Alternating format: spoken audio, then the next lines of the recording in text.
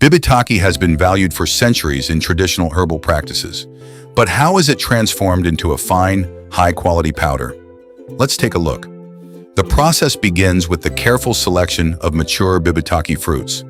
Only high-quality raw materials are chosen for further processing. The fruits are thoroughly cleaned to remove dust, dirt, and other natural impurities. They are then sorted to ensure only suitable material moves forward.